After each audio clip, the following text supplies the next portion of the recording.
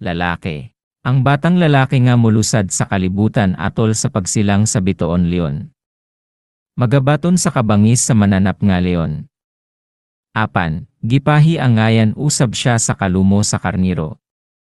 Butan nga manlihok-lihok, siya dali nga tuohan sa mga tao. Ang mga inilang pangulo sa dakong balay patigayon sa kalibutan na tao ning bitoona. Maayong mupahimutang sa ilang kapikas og kapuyo. Kining bata hamilig kasing-kasing og putlig kinaya. Gusto sa dumog-dumog. Mahigugmaon sa bignu-bigni. Apan maluloy-on sa mga mahuyang og tigulang. Kusganon og hataas ang lupad sa hunahuna. Madamuhon sa pagkabot sa kadungganan, bahandi og himaya. Takos siya iampo sa iyang gunikanan.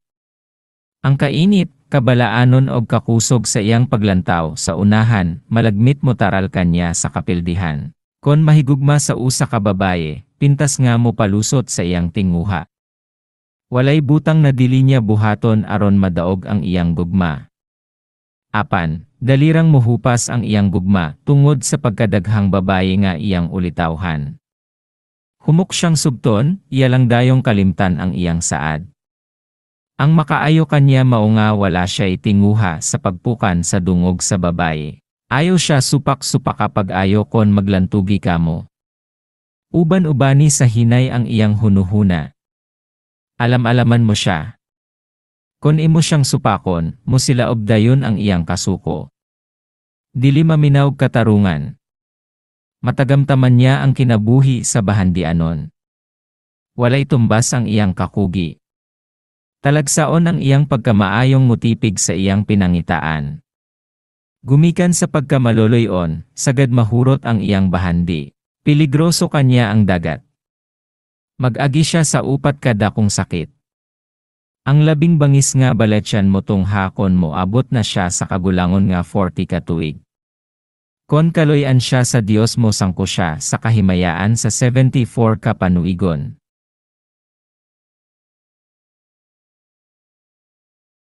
Babaye. Ang batang babaye nga motungha sa kalibutan dungan sa paggula sa bitoon leon. Sangkap sa katahom sa panagway, aduna pud siya'y katamis na kagawian. May diyutay siyang pagkalaken-on o kini maila sa iyang pagkalagsik mambubuhat. Ubay-ubay ang mga kasing-kasing nga maghapa sa iyang tiilan aron pagpakilimos sa iyang kaluoy. Silang tanan sa walay pagpili, iyang hatagan sa gugma ug sa katapusan iya usab nga balibaran sa minatarong. Kon mahiuyon siya sa batasan sa lalaki. Iyang hatagan sa iyang kasing-kasing ubos. Sa saad nga mahalon gayud sa maong lalaki. Kon makamatikod sa dautang tinguha. Siya mo biya sa walay po pahibalo uli sa maayong kaboboton.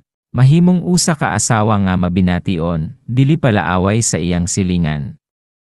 Hinonoa, siya manghatag og sudan, prutas ug uban pa. Gusto siyang magluto sa lamang sudan ug kalipay niya nga mahitilawan sa iyang mga higala ang lami sa iyang buhat. Bulahan ang iyang mga anak kay siya makahupot sa dakong katigayunan. Makapatukod og mga habog ug mahal nga balay. Makapalit og mga mahal nga alahas. Malagmit siya taptan sa sakit sa baba sa atay og sa sulog sa dugo. Ang matimos nga paghalad sa Dios pinaagi sa pulong og buhat, ang iyang paglikay sa mga kasalanan, maoy makabulig kanya sa pag-abot sa panuigon nga 74. Kaayohan og kadautan ning adlawa. Kining adlawa maayong ilusad sa bag-ong sakyanan, maayong ipamalit og mga baligya, itukod sa balay, ibuhi sa puhunan sa pagpatigayon og uban pa.